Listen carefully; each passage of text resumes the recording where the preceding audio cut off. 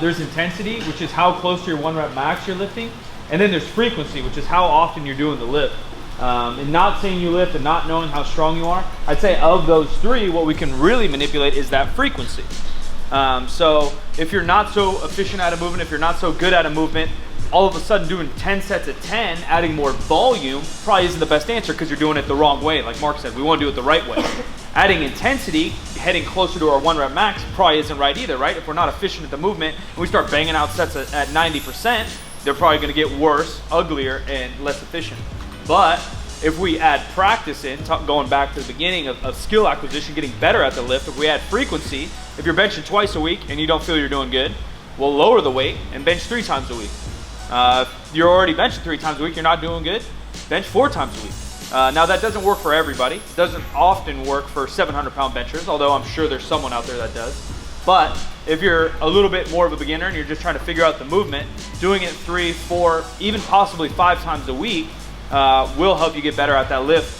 But you have to know that those other 2 have to go down. We'll talked about a few years ago that like, oh, I'm doing just a squat cycle because my deadlift's good. And I think that's kind of what you're talking about. Yeah, like, shit, I'm gonna bench every day and maybe I'll only deadlift twice a month. I personally don't think that's needed. Looking at some of the top lifters all the way down to me, somewhere in the middle, all the way down to beginners, I think you can get stronger at all of them at the same time with smart programming and efficient training. So yes, if your bench is a weakness, you can maybe prioritize it a little bit, you know, and if you know that, like kind of like Mark said, like he could probably prioritize his squat and deadlift because he has to put more work in there than he does his bench. He could bench, you know, 365 to 455 and still probably bench 560, 570 at a meet. And if you have a lift that you're gifted at, maybe you can pull back a little bit, right? Because you can work less on it and become better. But I wouldn't say that I would super prioritize any lift over the other. And if I did, it would probably be in accessories. Often with bench, as Mark talked about before, we're doing more exercises and we're doing more overall volume for our upper body because there are more muscles involved.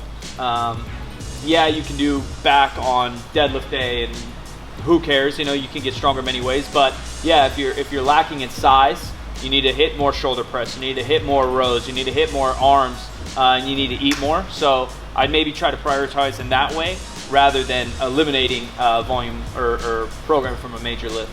But otherwise, it's very particular. The you got beard, man. Almost guy in the back. A lot of guys will say that a sumo puller should incorporate conventional deadlifts in their routine, which makes sense. Do you think that there's any carryover for a conventional deadlifter for sumo in their routine? Personal opinion is like I just don't like the word carryover. It's just my personal thing maybe because just because you hit a 10-pound overhead press doesn't mean you're going to hit a 5, 10, 15-pound bench. Do they help or assist? Yeah, I think 100%. So same even in the sumo where it's a little more quad dominant. It's a little bit more like glute med dominant, kind of upper outer ass. I think it helps. Yeah, I do. What we'll try to do is kind of kick this way. Yep. Flex. Yep. Unless you can get crazy mobile in your hips, and then you may be able to tuck, but then yep, and then push yourself back onto your traps. Yeah, there you go. Are you still trying to get, like, because you know how you said tuck, you kind of want to tuck the elbow and let it flare out slightly on the way up. Yeah. Now, for someone with longer arms, if they tuck their elbow, they're going to have the elbow on the inside, kind of, and they're so yeah, we do want our to go barbell, elbow, wrist, or wrist, elbow. I don't even know my body parts. But if you're a wider grip, the elbow will be inside, but it'll still be under. And then if you're longer and depending on your grip, maybe it'll just touch higher. But that elbow should be in the same place pretty much. It'll just look different. Yeah, like where he is fine. Yeah, he's kind of like that. So he's longer, but he's just going to end up touching higher, right? Rather than if he brought his grip in, then he would just have to touch lower. Does that make sense? I think it was Marcus. Probably. A while about just coming in to visit training and doing a little bit of training. And I think he mentioned something about you guys doing some classes and stuff. Yeah. Is that something that's still going? Yeah. So we have classes Tuesday, Thursday, around 6 o'clock or 5:30. Yeah, okay. So you can hit him up about that or just show up Tuesday, Thursday at like 5:30. What's up? So my friend here wants to one day do strongman. Okay. What can you do with this? What is this potential? I grew up watching strongman. Literally, That's the reason why I love lifting. And I grew up Michael Jordan, and I'm not Michael Jordan, so you were different close, conversation. You were close to it. It's a big man sport, so the bigger you are, the better. Okay. What are we at? 6'4"? 6'5", 330.